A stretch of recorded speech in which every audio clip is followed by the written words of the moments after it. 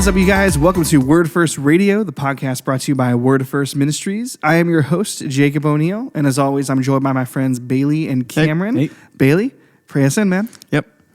Lord, thank you for the conversation we had last time with our brother Eirik. We just want to take this time to unpack that, because obviously there was a ton that we learned and ought to learn from it. So, as we talk about that more and dive into what he shared with us, I pray that we would get everything we possibly can from it and gain all the wisdom we can from our brother. So, Lord, be with us in this conversation. We commit this time to you in Jesus' name. Amen. Amen. Amen. Thank you, Bailey. And as you mentioned, last time we had a wonderful interview with Mr. Eirik, Pastor Eirik, who pastors at Bjølsen Misjonkirke.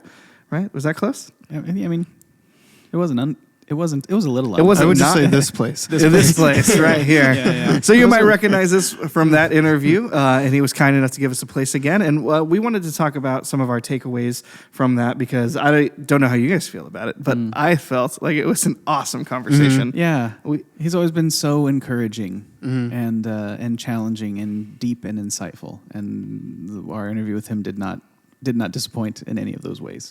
Yeah, absolutely. And so I think we're just, my feelings were, I think we'll just kind of go like just kind of in order of like some of the questions we asked him and some of his responses, and kind of reflect on kind of where that lands in our lives and how they kind of resonated with us and some of our takeaways from that.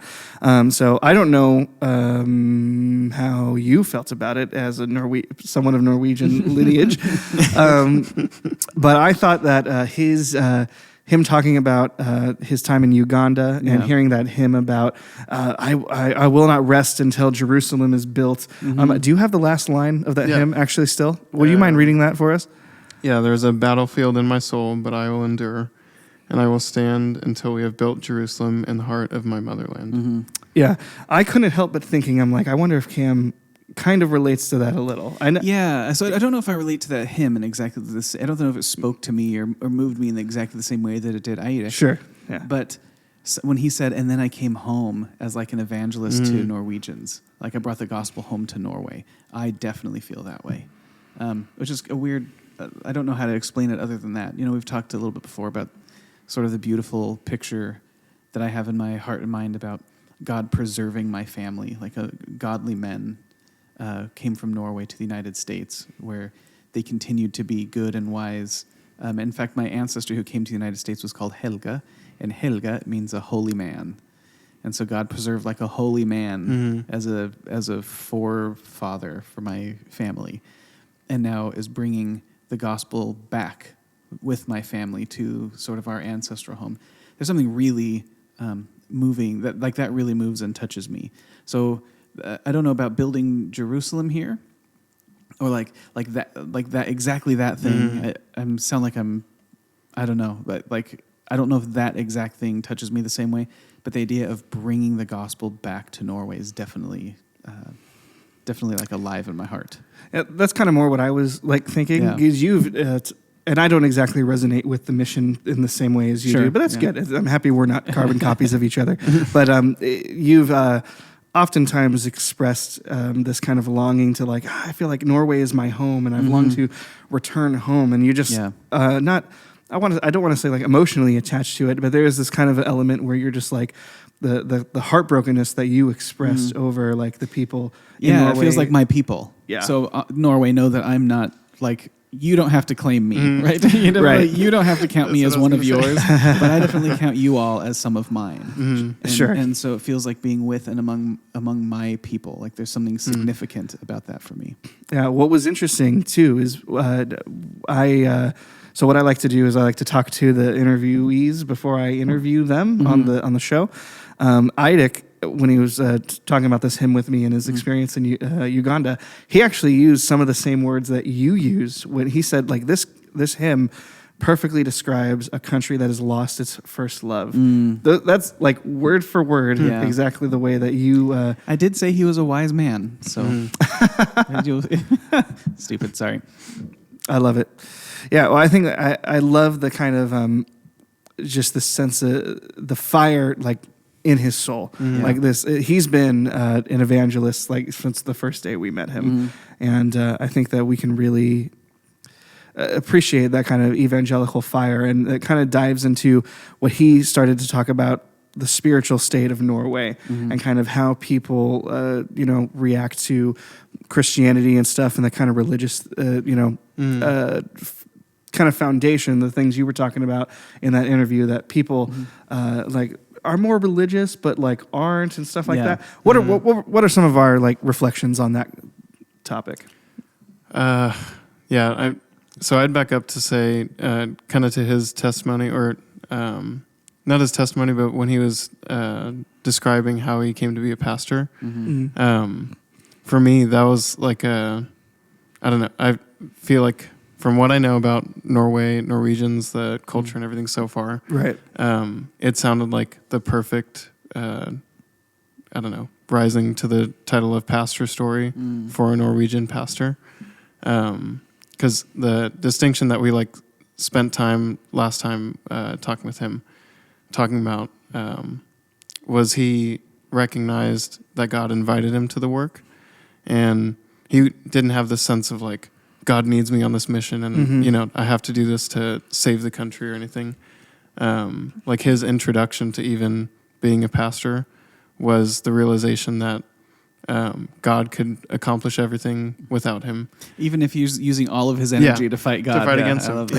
So his realization was, God can do everything, even if I'm working against him, but he invites me to be a partner with him.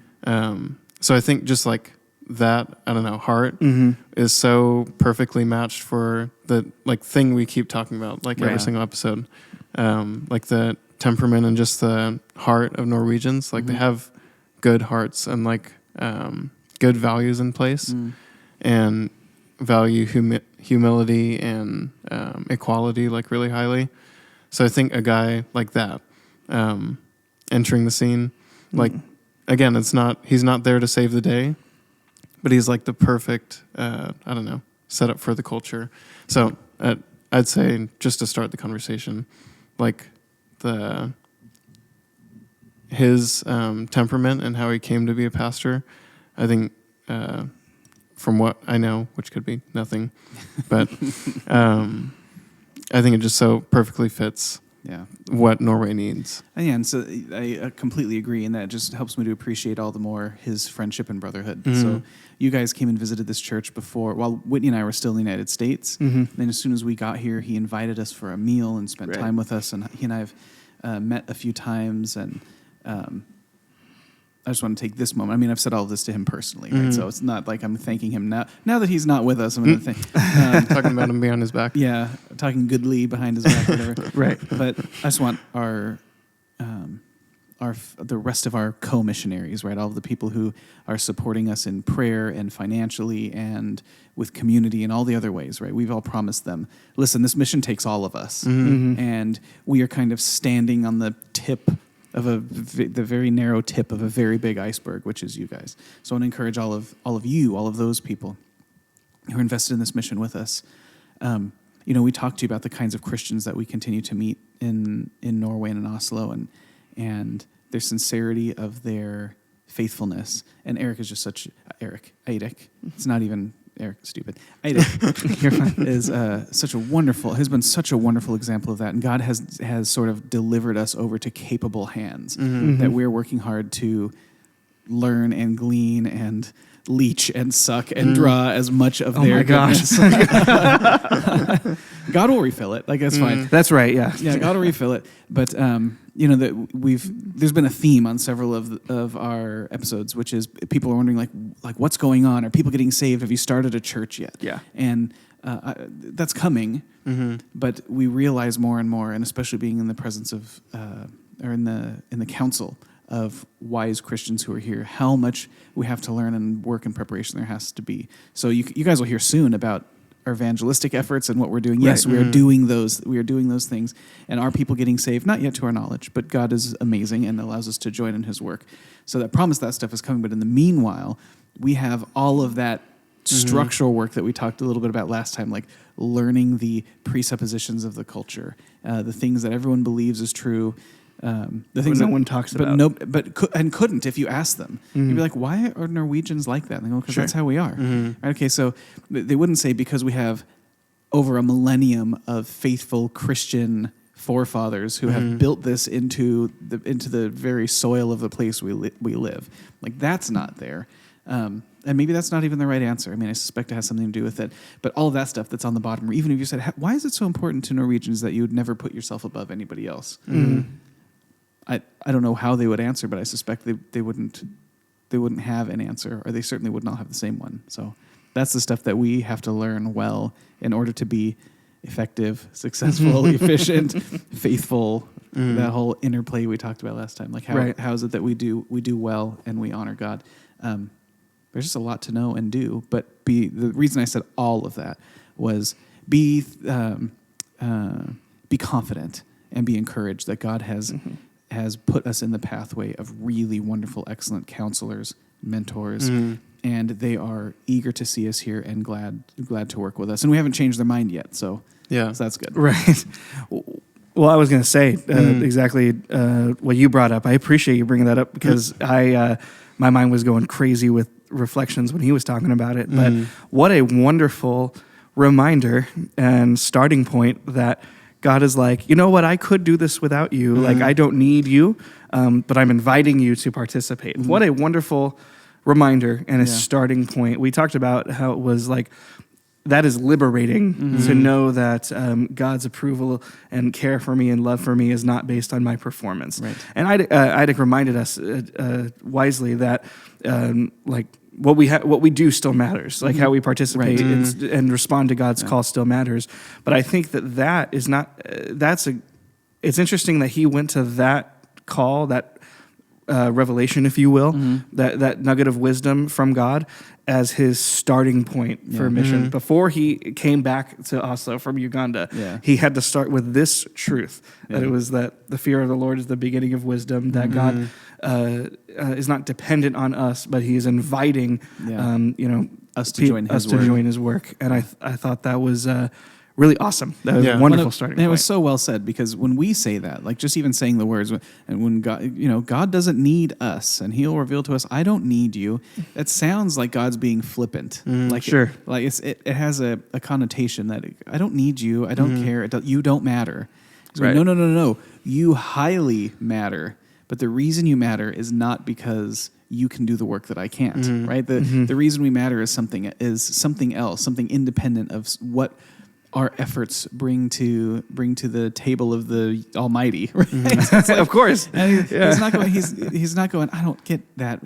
He's like, no, you are valuable, but not because of what you just put on my table. And would you like to remain at this table with me? And here's what that looks like, which is, like you said, like Eirik said, is just liberating, knowing that God's mission not only does it not depend on me, I couldn't prevail against it, I really appreciate that insight, Jacob, that was like the foundation of his missional focus was recognizing, okay, God's inviting us into his work. We talked about that God invites laborers into his harvest. And you've said oftentimes, especially back when we were in the States, you haven't said it in a while, but it's good. You should bring it back. That if your dreams are don't require God to fulfill them, then you're not dreaming big enough or something like that, or you're not pursuing. Right. If your dreams are small enough that you could bring them about with your own hard work, it's like, then what's the point? Okay, then we don't need God for that, and he doesn't need us at all. He doesn't need us at all anyways. But it's like, why would... No. We get to join the work of Almighty Maker and Sustainer of existence. Like, so why would we dream little tiny dreams? You know what I mean? Yeah, and that's like basically the same thing he said when he was talking about the University of Oslo and his the initial heart he came to evangelism there with, and I think he came to the ultimate realization of how best to. There's so much to unpack, so I'm trying to make sure I don't miss it. But he came with the heart of I have giant dreams, and I'm going to see these things, or with God's power and everything, we're going to see these things through. But what came about, and reflecting on it, as you were asking him, he told us that the most meaningful ministry in that time came from meeting weekly with people, having Bible studies, and the over time relational stuff.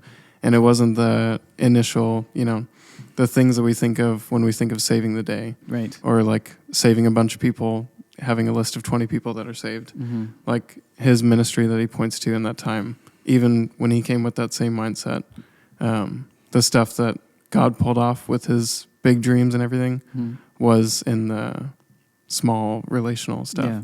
So that's like, for me, his temperament and everything into becoming a pastor, the reason I think that like connects to you asked, I think your first question was, what did you guys think of what he shared with us about the spiritual state of, so I don't think he gave us much more than we already know, like as much as we can know. I think he said most of the stuff that we've been saying, right? Yeah. So I don't think there was much new information there as far as like what Norway's religious makeup looks like. But I think there was like value in seeing him in that picture. Mm-hmm. So for me, like when he was describing him coming into being a pastor, I was like, this guy like fits that thing that we keep talking about. Like this is the spiritual state of Norway. It just observing it as like a story coming into play, or like unfolding before our eyes as he was describing it. I was like, this is the perfect temperament for these people, because they don't need we do need, obviously to some extent, the guys like you who can thank answer God. every theological. I can still be on the mission. Yeah. So we need guys who can handle theological debates and all that kind of stuff. But the thing we really need is tons of Christians who are willing to sit in those questions with people. So like the relatable question of like, that's a good value you have. I remember asking one of my brothers that once, and it wasn't an evangelistic strategy. It was like, it was me begging my brother to believe in Jesus. Sure. That's a strategy. And I was like, and I was just like, you're literally such a good, kind person. Like when you commit to something, you see it through. And I'm like, I look at that with my beliefs and I see those like gifts of like from God, and that's incredible gifting in you. And like, gosh, if you just connected to the one who gives it to you in the first place, like how much more that gift would be multiplied. So like in the same kind of like, we need tons of Christians who can have that conversation. Like, man, you have great values. If we can just like, if I can tell you about this guy who's the source of those things, like Christians who have that conversation over and over, that's what like we need by and large. And like, I think Eirik is himself an example of that, but also to me stands out as an example of someone who can make a ton of, copies of himself, like people who follow that same formula. I was thinking something very similar when I heard him talking about that. He was talking about, and as much as fun as doing the theological debate and fighting on those hills and stuff like that, I think that, like you just said, those things are important, and when they're needed, they're great. But I also think I wanted to say this during the interview. I didn't get the chance to because Eirik's ideas were just awesome. But sorry, Eirik, if this is uncomfortable for you, but we love you. He was talking about how someone, instead of like going at it with like an apologetic strategy or like a gospel presentation, can build a bridge between like values and the person that they're friends with in their life and the values of Jesus. Yeah.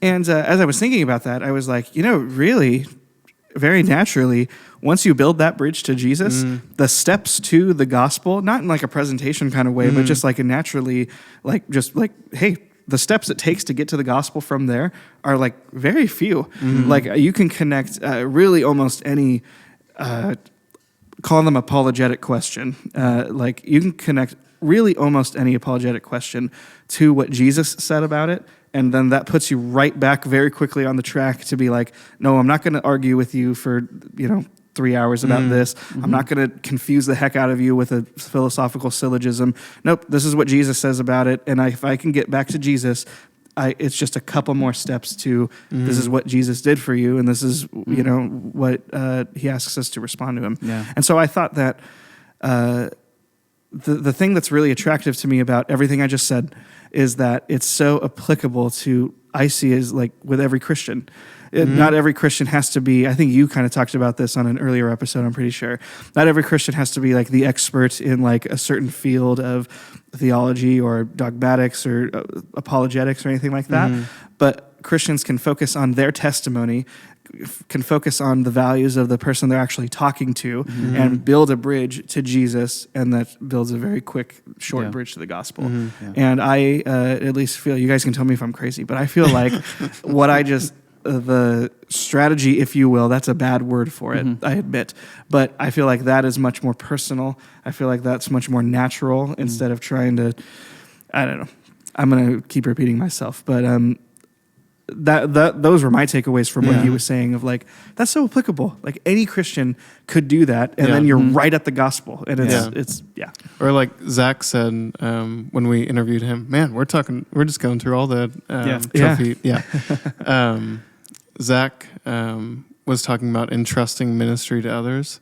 And I think just like that's the thing that excites me is like when you say applicable, my ears are converting it to that's something I can entrust to someone else. Right. And it's applicable in the sense that it's like realistically teachable, and I can expect that of a Christian. Like it's not a high bar you have to come to be an evangelist.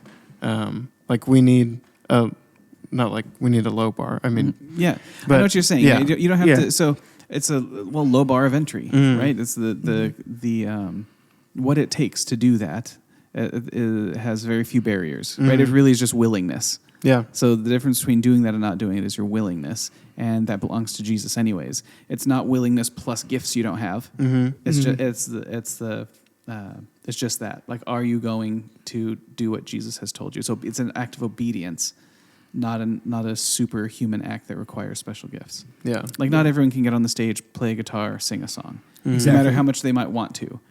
And if it was just a matter of obedience, then there would be, right? If all you had to do was be obedient, you could do those things. So I think I understand what you're saying. You're not saying we're lowering the bar. Yeah. You're saying is you give someone a non-terrifying task that you can lead and train and develop and grow them with them in, that they then can go and repeat and hopefully have some effectiveness. Again, we'll keep using that word even though it's maybe a little bit of Norwegian. But we don't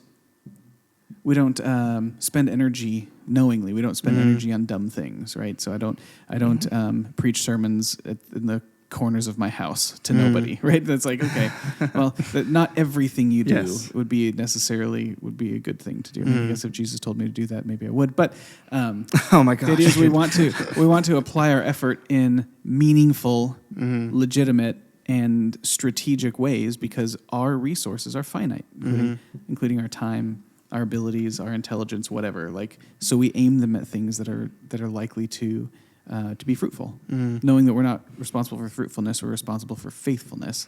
That the Lord takes care of growing the fruit, but we aim our efforts at things that are going to be fruitful.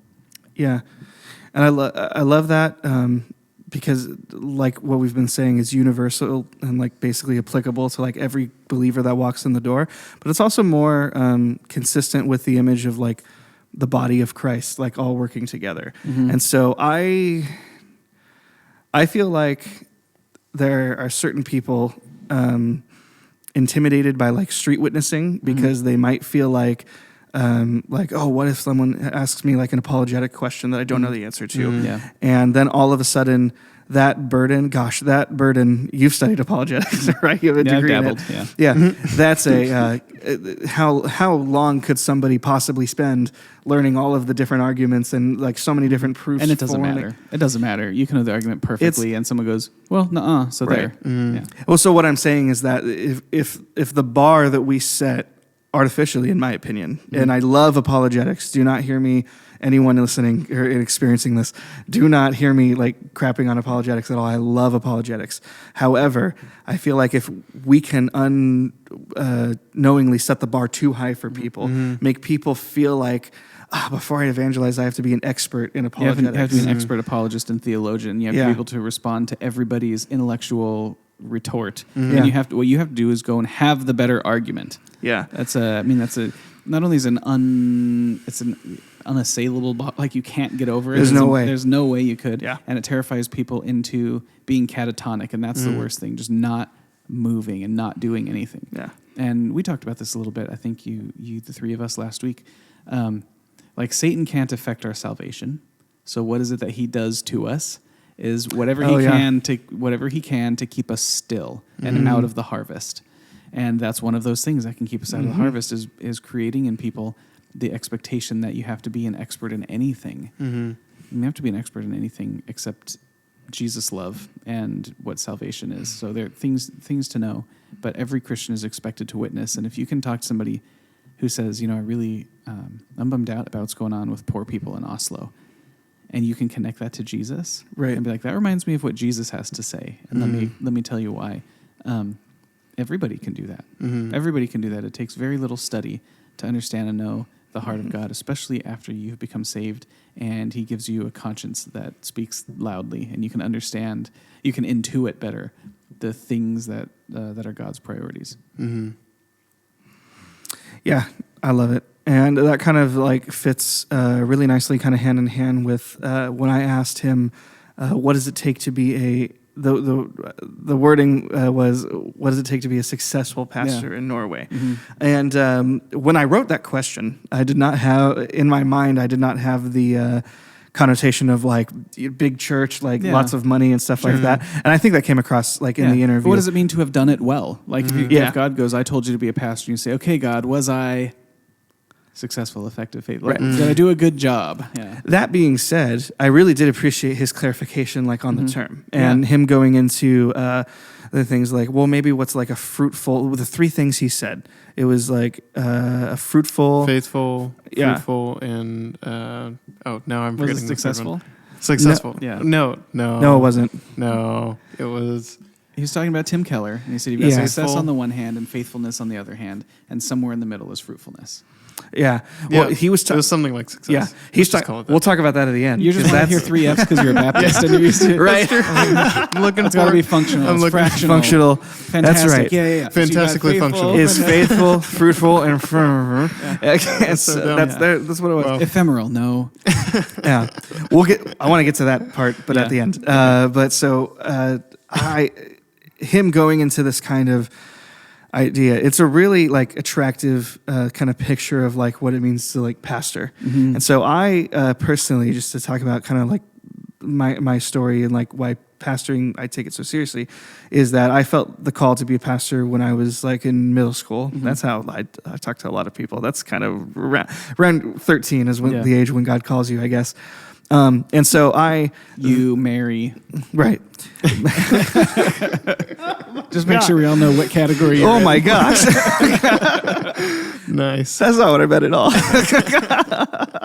You were called when you were 13. Right. But anyways, so how do I get this back on track? So what I was trying to say was that my kind of image of a pastor be like, okay, God's calling me to be a pastor. And I don't mean this in any kind of critical way, but my only kind of vision of that was in like, all right, that means I'll have a church of my own one day with a decent-sized congregation, and I'll be part of the Calvary Calvary board or something like that.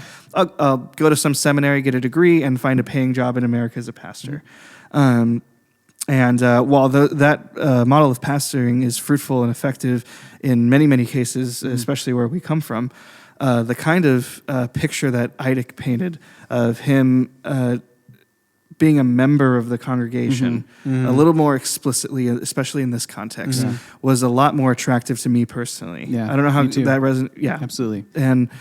And so for me, the way that obviously I had read Titus 1 and 1 Timothy 3 and knows what Scripture says about being a pastor, but how that works itself out practically, has really like developed in my mind, especially like being here and seeing like pastors at work. And I've said it a couple times, I need to clarify this real quick. I do not claim the title of pastor, at least yet. I feel like that's my calling for a future, but I'm not claiming that title yet. That would be a really interesting thing for you to do. Yeah. And, well, I feel like someone could misinterpret it. Yeah. So I'm not trying to say that I am, but what I'm trying to say is that it's developed in my mind the image of like what a pastor is. Well, it's like broad what it takes. conceptual framework, right? So Of course. were in a certain context, and God says, "All right, Jacob, get ready. You're going to be a pastor." And you go, "Well, shoot!" And you look around and go, "What does pastor mean?" And you have there's a certain template. There's a format that you're accustomed to. And I remember talking with Bailey years ago. I don't know, it was years ago, and he was trying to explain to me like what excites him, like what place in God's family or in the church, right? In Christ's body, like what does that look like? And he described something that's completely foreign to the template, model, method, whatever framework of church that we're used to. It's just it doesn't fit there at all. It's not a thing. It's like tell me where you fit on the body, and he describes wings, and you're like that. Okay, that's not. That sounds. That's a good metaphor. Yeah, it sounds wonderful, but that's not there. And remember what I told you. What did I say? Let's see if you remember. No. You say it. Oh my! I said no, you say it. No, you. I said that's really lovely, and I haven't heard that perspective before. But that does not exist. Yeah. Like if that's what you think God wants you to do, then we're gonna have to do it. Like, of course, I mean with God, in cooperation with God. Sure. What I mean is there isn't a category for that. So we're gonna have to plant and start from scratch. And if that's really what you believe God is doing, then my counsel is that we've got to consider how to be trailblazers or pioneers in ministry, because that does not fit into the template that we're used to. Was that right? I said something like that. I'm sure I said it better. Yeah, it was that exactly. And like, especially because that was when I first was meeting with you, and so my scope was limited a ton back then. Yeah. And I even came to you like admitting beforehand, I was like, I know that this doesn't exist. I've already bugged people, begging them to make it exist. Yeah. Like, because I think this is what I should be doing. So like, can you imagine this existing somehow? And you warned me, you're like, yeah, that can't happen in this framework. Like it's way too, like the DNA or the operating system has to be different for to put a fine role. point on it, that job doesn't exist in any church in California. Yeah. that's not a position you're ever going to see, that they're hiring for. Yeah. Yeah. So I think I would agree, like your scope being widened, like when he described that. Well, actually, so I had a little bit of a peek into that particular thing that he jumped into, like the being a pastor in the church and not of the church. So when we served back here a couple weeks ago, I talked to him afterwards, and gosh, I just love talking with him. But he was getting into that conversation with me and introduced me to that, like language and everything.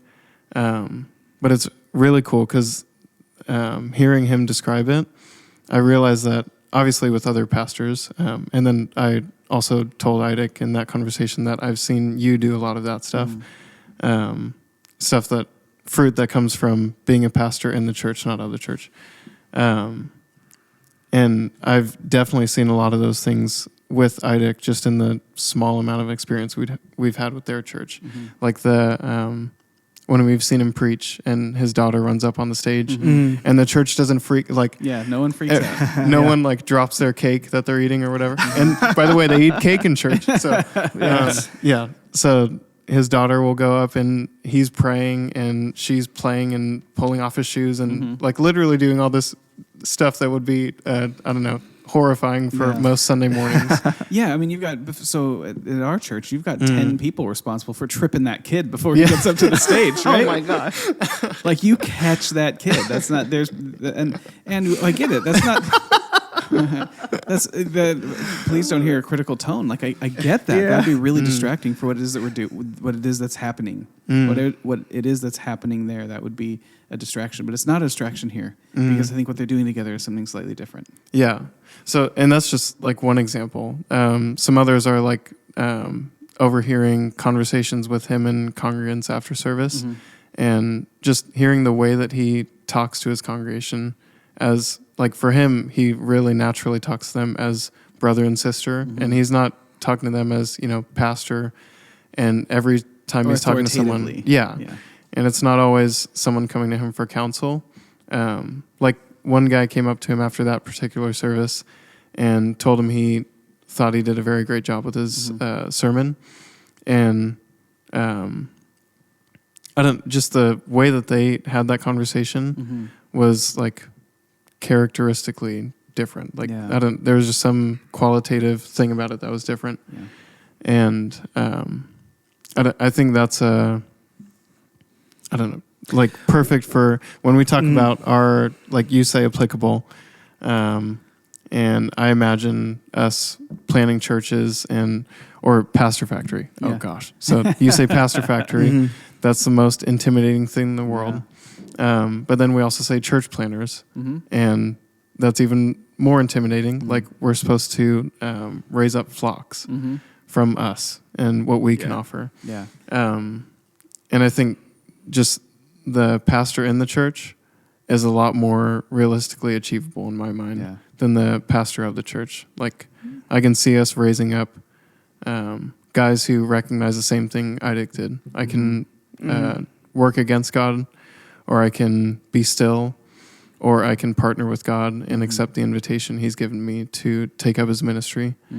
And I think we can find people, like that's what we've talked about in coming here a lot too, is like obviously God has pastors here.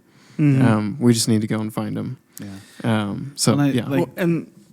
you mind if I go? No, please. So there's so much that was really great about our conversation with Eirik. And I liked that his vision of the church, his view of the church was like a garden where things grow. And his role. Yeah. And when he talked about letting other people preach, where he's like, we've got to develop these pastors, and for him it's a high value to love other people, his congregants' ideas more than his own. And so that means taking certain risks. And he acknowledged the risk of someone teaching something not quite right. Yeah. And I think he talked about it in terms of like, you risk weeds coming up in the soil. He's like, but we do this. We're doing this together. Like I don't expect the congregation their minds are sponges that just absorb and believe everything that they're told. It's like, no, we work on this and we have small groups and we talk about, Steve preached last week and he said this thing. What do you guys think about that? And we get to work through it together and with one another, again, being a pastor in the church. And he mentioned that he tells his small group leaders, tells the small group leaders of this church that they are like miniature pastors. It's like we're walking with people through this stuff and we're dealing with those things. And that to me, I just really love, because there's an aspect of pastoring that God has taken from, like in my mind, being a minor thing to being dominant in my mind and heart about what pastors do. And that is shepherding and leading and caring for. And that's the role and the way that is described over and over again, the pastor, right, a shepherd. And when Jesus looks at the lost people and says, they have no shepherd, they have no one to protect them or to help them to live well, something like that. And so I'm just more and more attracted to and in love with that. Now, preaching and teaching, of course, is important. Yes. You have to feed them. You have to feed the flock good food while you're protecting them and all of that. But Eirik said, he's like, if my sermon on Sunday is the only spiritual food they're getting, like then we're doing something wrong. Hopefully what I can do is inspire them to go and eat the right kinds of stuff and like show them where it's at. Yeah. And anyway, so that's all of that is in service of what you were just talking about being a pastor in the church. And so not only I think is it more achievable than trying to, because I mean, frankly, we've talked about this, but the job that American congregations ask their pastors to do, especially the pastors of big churches, is impossible. Nobody can do it. Who can be a marriage counselor and a couples therapist and a drug counselor and in a human resources expert and a tax law expert and a land and property acquisition expert and a financial expert and a bookkeeper and an accountant and a preacher and a teacher and wise and all of these things. Like there's nobody who could do that thing. So that might be, for whatever handful of people in the world could achieve or attain that. Yeah. You're amazing. Yeah. You're out there. That's not what I think we're called to. Mm-hmm. And to hear Eirik talk about sort of a different perspective of what it means to be the pastor of a church. Yeah. Is not just refreshing and attractive. It also is, I think, to your point, Bailey, it takes the pressure off of what being a pastor factory is. Right? It's like we're not even trying to make those things. Yeah. Like that thing's impossible, and if that can be made, that's up to other dudes. But we can develop and grow pastors from within the context of missional community, where they get to practice in the context of a small group, being mini pastors and pastoring with these people in their lives, and then meeting the call to do that in a leadership position. Well, what that shows is there's a to give your congregation the terrible word I was going to use for it was stock. Or like to give them the opportunities to even put weeds in the garden or to grow this garden together. What it shows is a really mature. That's what a mature leader does. Yeah. And so I think immature leaders want to grab all the roses for themselves or do whatever. Or they would do kind of the opposite of what Eirik said. It was no, the only spiritual food can be my preaching. And it's well, no, but and we protect them from all bad ideas. But the pastors that we seek to train up, disciple, and the kind of pastor that Eirik is confident enough and not insecure, but secure in his faith. Yeah, confident and humble at the same time. Yeah, and his calling to take those risks for the sake of growing his congregation. Right, anyone whose gardens knows, right? If you have really good soil, everything wants to grow in it.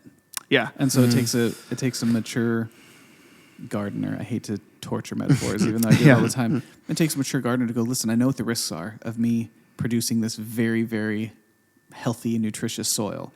Is stuff that we don't want to grow is going to grow there. But Jesus himself tells us how to deal with that, right? So yeah, there's something really lovely about that, like the idea of maybe of dominating a people and overly protecting them. I mean, you can understand where the instinct comes from. You guys are going to do it with your kids someday. You're going to want to overly protect your child and prevent them. But what you do at the same time is you stunt their growth and you stunt their ability to live wisely in the world, which is worse. Yeah. I have one thing I'd like to say. Yeah. Okay. It's a swooping arc. Okay. Stick with me. You're going to come back. Okay. So Pastor Factory. Yeah. And church planning. Obviously, huge unachievable dreams by human offerings or what we've got. Effort, yeah. Yeah. So those by nature are just already require God to do the impossible stuff. So we got that clear. But I think, so specifically for us, this is just kind of wrapping up kind of everything we unpacked there. For us, the pastor who's a pastor in a church, not of a church, is more realistic and achievable. And especially, even you talked about the pastor who can't, we can't possibly expect one dude to be an accountant and all the other things. All of those things. Even if we can, let's put the possible conversation aside for this team, for this group that God assembled and physically moved to Norway. Our makeup just isn't that. We absolutely couldn't produce that guy, even if it is achievable. Yeah. So we're not the guys to make that person, but I think we do have the makeup to produce pastors who are pastors in the church. Yeah. And then, oh gosh, yes. So this gets back to how do you just leave? Just let Bailey do it. Yeah, no, that's okay. How's you can put it on our TikTok. What's the successful question? How I asked, what does it take to be a successful pastor in Norway? So, there's one thing that Eirik said when we were going back and forth talking with him, and we mentioned, I don't know who it was, but someone mentioned an idea of like, oh, you could tell your congregation to go and have that you can have that conversation with people. So just relate to them, build a bridge on the value, and they can connect that to Jesus. Like that's a thing we could expect your congregation to do.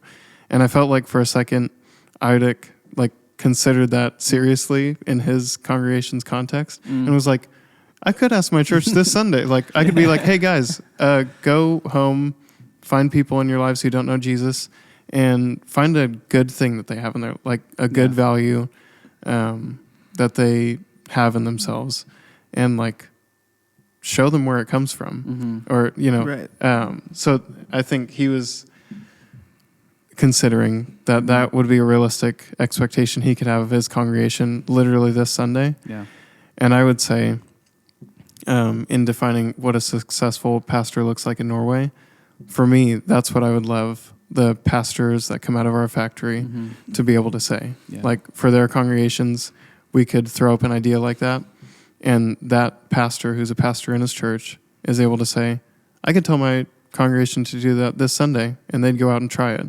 Like whether the idea is going to work or not, just the relationship that the pastor in the church has with his congregation, like being one where he can confidently say, I'll ask them that this Sunday, and they'll go do it, and we'll see how it works out. Yeah. Like, I think that'd be what I would say is one of the key components of that definition of what makes a successful pastor in Norway. Like one who's an effective shepherd. Yeah. Like his sheep And whose actually sheep hear hear his and voice. follow. Yeah, imagine that. Well, and challenges his congregation to share Yeah. their testimonies and to share and evangelize, Yeah. basically, essentially. Yeah. But And just like, I don't know for certain that's what was going on in his head when that happened, but I'm so convinced that it is. Maybe you should ask him before this episode drops. We can't cut it out now. Yeah, so you should be like, hey, Eirik, you should I ask. say no. I wasn't thinking that at all. Okay, then don't watch the follow-up episode. But just like I feel like that's, even if it wasn't what he was thinking, I think that's achievable. Yeah. Like we can Me too. raise up pastors who can say with confidence, I'll ask my congregation this Sunday and they'll do it. Yeah. And I think that's like a really important component that we can realistically do. Yeah. You're making my heart smile. Come on. That's a I had vision of had church. another thing, which was so Eirik and we had coffee a couple of weeks ago, and I asked him. I said, "What? We haven't really dove into the Church of Norway because it's in Norwegian, and we have a certain view and opinion of them." And I said, because he told me he's been listening to the podcast, I said, "How close are we?" And he goes, "You could use some nuance," which was absolutely true. And he goes, "I appreciate that you guys say like as far as we can tell, or in a lot, whatever that we never." Sort of put all of every Church of Norway congregant or leader or whatever in the same category, but I really appreciate the gentleness and humility that he offered us a broader perspective of the Church of Norway. So I'm eager to get to know those people. He told me, he's like, I know dudes that you should meet who are like priests in the Church of Norway. And they're evangelical and they believe the gospel and they want the gospel out there. I was like, yes. And I really appreciate, and I told him this in the episode because I hadn't thought of this before, but it's like their liturgy, they still have a liturgical service. Their liturgy is saturated with gospel truth. So imagine that. You have people who we would consider to be liberal Christians. We might question whether they're actually disciples of Jesus at all. But every time they attend church service faithfully, and every time they're confessing their sin and they're repeating their creeds, and they are saying gospel-filled prayers. Yeah. I'm so glad to know that, and I've got lots of things to say about that, but I'm not. I'll just leave it there and say I'm really glad to know that and eager to explore that some more and to meet some of those people. It's going to be a minute. We need to be able to speak Norwegian way better, or at least hear it way. I can hear it better than I can speak it. Yeah. But we need to get even better at that. To sort of break into that world, but that's like a whole new, I don't know, it's like a whole new territory that once was dark and now is opened up to me. Yeah. That I want to go and spend some more time looking at. Very nice. I'm going to end this hopefully on the same note, not as elegantly as Eirik did, but as Eirik did with the interview, which is I look forward to that too. And I look forward, Eirik talked very optimistically about our future together, working together. And it was really humbling for me to sit here and have him thank us for coming. And that's weird. I am stoked, absolutely stoked for the future of working with people like Eirik and the other Christians here, his awesome Lutheran contacts in the Church of Norway, to bring to fruition those church congregation models that we've been talking about, those pastors of pastors. That really, really excites me. And so I couldn't ask for a better team to do this with. I couldn't ask for better Christians here to partner with in this. And so I hope you guys watching at home in America, especially, who have sent us to come do this, be encouraged. Be encouraged that the Christians here have not only received us, but as you heard from Eirik in the interview, they're excited to work with us. And that's awesome. I'm excited to work with him too. And to plane down our rough spots. We haven't come to save them. Oh, good. Okay, the Americans are here. They can fix everything now. It's okay. We got these square, floppy chunks of something, but they're willing to invest in us so that we can be effective in the context of gospel ministry here in Oslo.